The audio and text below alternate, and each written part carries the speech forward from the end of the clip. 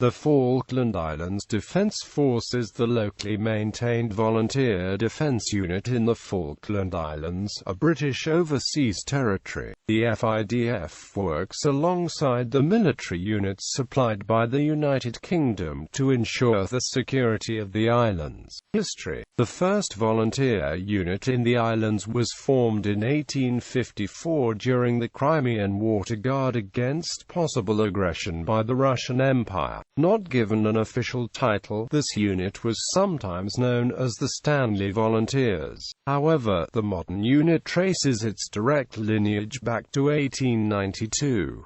The previous year, a steamer owned by one of the groups involved in the Chilean Civil War docked at Stanley. Although ostensibly there to carry out repairs to its engines, the presence on board of 200 armed soldiers was considered a security threat. So, the governor, Sir Roger Goldsworthy, ordered that an armed volunteer force be formed. The first draft of men of the new Falkland Islands Volunteers were sworn in at a ceremony at Government House in June 1892. During the First World War, members of the volunteers were mobilized to man military outposts around the islands, while 36 Falklanders enlisted in the armed forces. At the end of the war, the Falkland Islands Volunteers was renamed as the Falkland Islands Defence Force. The FIDF was mobilized again during the Second World War, manning defensive outposts around the islands. At this time, a mounted rifles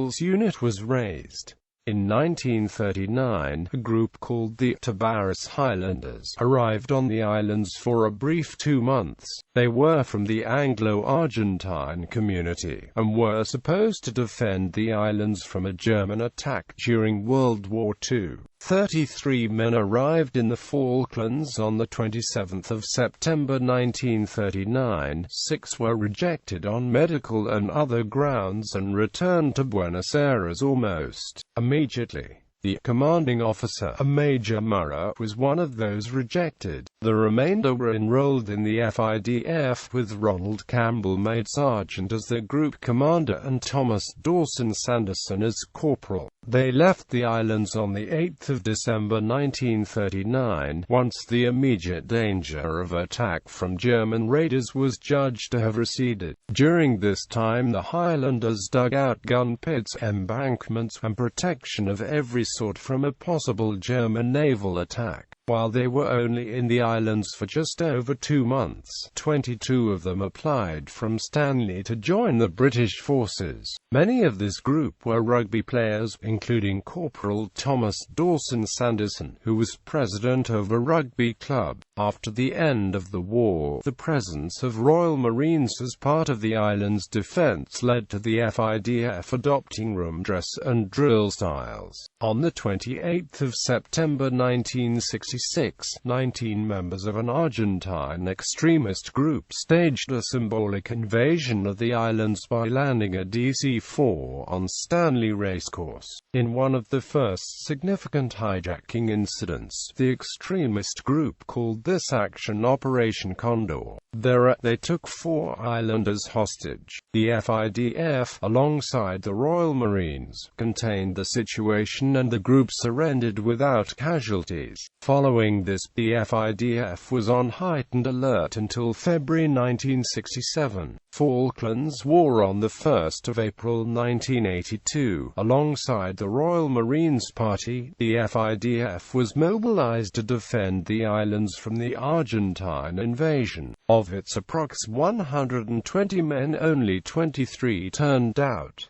The following day, Sir Rex Hunt ordered them to surrender. The Argentines confiscated all of the FIDF's equipment and declared them to be an illegal organization. For the duration of the war, some members of the FIDF were kept under house arrest at Fox Bay until the Argentine surrender. The FIDF was reformed in 1983. Terry Peck, a former member of the Defence Force, spied on Argentine forces in Stanley, then escaped to become a scout for the 3rd Battalion. Parachute Regiment, with which he fought at the Battle of Mount Longdon. Today, personnel today the Falkland Islands Defence Force meet once a week for training, with various extended training weekends throughout the year. Soldiers of the Falkland Islands Defence Force conduct training patrols with soldiers from the British garrison on the islands, as well as acting as enemy forces against British soldiers in training exercises. FIDF soldiers also provide search and rescue and mountain rescue services across the islands. They have been trained by the Royal Navy to operate a Lycon 20mm cannon and conduct boarding operations of vessels to fulfill a fisheries protection role for the Falkland Islands government. Equipment: Land Rovers, quad bikes, rigid radar boats, Steer August assault rifle, Steer August HBAR light support weapon, Browning high-power pistol, L7 general-purpose machine gun, Manroy M2HB, 50-inch machine gun, sniper rifle, grenade launcher. Funding: the Falkland Islands Defence Force today is funded entirely by the Falkland Islands government and has an annual budget of £400,000. Organisation: the FIDF is organised as a light infantry company with additional roles. It is manned entirely by the local population, following British Army doctrine, training and operations. In an agreement with the British Ministry of Defence, a Royal Marines Warrant Officer Class 2 is seconded to the force as a permanent staff instructor. 2 permanent soldiers from the islands are employed as the force's commanding officer, ranked as a major, and as the senior non-commissioned officer, ranked as a sergeant major. Alliances: United Kingdom, the Yorkshire Regiment, United Kingdom, Royal Marines,